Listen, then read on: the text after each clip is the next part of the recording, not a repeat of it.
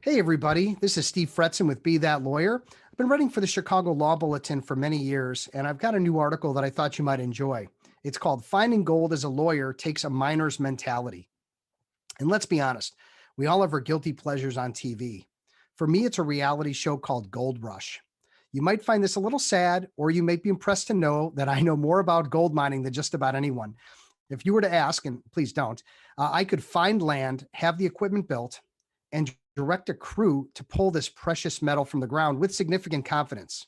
Since I don't have gold fever, or quite frankly, the lower back for it, I'll stick with my true passion, helping lawyers find their own gold in business development. If you haven't figured it out yet, this article will demonstrate my academic knowledge of gold mining and how it directly relates to growing your law practice. Here are 3 lessons to gold mining, including, of course, your valuable takeaways. Gold mining tip number 1. Don't just go where you think the gold is, always test the ground first. When people think of gold, their minds immediately go to California, Colorado, or Alaska, as historically, that's where the gold has been found. The reality, though, is that much of this previously fertile ground has already been mined out or was barren from the start. A smart gold miner will test holes in a few different areas to see how much gold is really out there before investing time, money, and energy on a claim or piece of land. In looking for new clients, it's always best to go where you believe the business may be, with the added task of testing your options before going all in. For example, there may be a new networking group that you've had your eye on. To learn more, try calling the event host with some pointed questions or actually attending a tester event before committing to joining. Additionally, you may have targeted specific referral sources that haven't been panning out, no pun intended. So consider updating your approach or finding new referral sources that may be better aligned with your goals today. To ensure better results, you must always have the mindset to be testing and learning versus digging in the same barren piece of land. Gold mining tip number 2. Are you looking for nuggets or fine gold? When most people think about gold mining, they have imagery of quarter-sized nuggets glimmering up from the gold pan. In reality, these nuggets are rare. Most of the gold that is mined is cleaned off the rocks and is fine like sand. When a miner puts together a sluice box, which is the gold trapping device, it must be clear as to which type of gold he or she is mining for. Otherwise, the miner will lose most of what there is to be caught. In business development, you must have clarity about the kinds of matters you should be focusing on bringing in.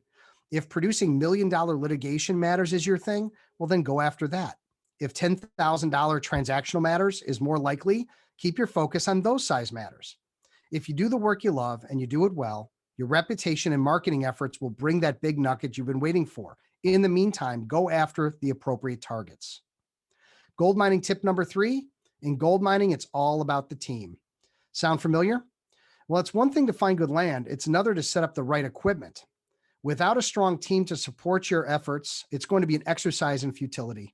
In working the land for gold, you have many elements to manage, including land, water, waste, and equipment that all need constant attention. Failure with the flow of water means your rocks aren't cleaning off the gold. If the waste or tailings aren't cleared, you'll damage your equipment. The takeaway with this analogy is that the attention needed to run a successful mine simply cannot be overstated or done alone. If you're serious about developing business, you now understand the importance of having a strong team surrounding you. Here are a few important tasks that must be delegated to successfully grow your legal business. Number 1 is remove as much administrative burden as you can. You must have a strong paralegal, personal assistant, or virtual assistant to handle much of the non-legal work so you can focus on bringing in the business. Number 2, utilize the most up-to-date software to automate everything and anything you can. Ask your assistant to help you to accomplish this. 3, if you're bringing in significant work, be sure to delegate to the best associate or partner possible. Without proper delegation, you're going to run out of hours. This will stall or stop your business development efforts in their tracks. And 4, outsource your marketing to an assistant, your marketing team, or hire virtually. Again, it's all about your time and staying out in front of people, even by Zoom. Probably the best analogy I have is the importance of finding gold in the first place, mining it, and then staying in the mine until you recovered all that was available. No one in their right mind would find gold and then never go back for the rest.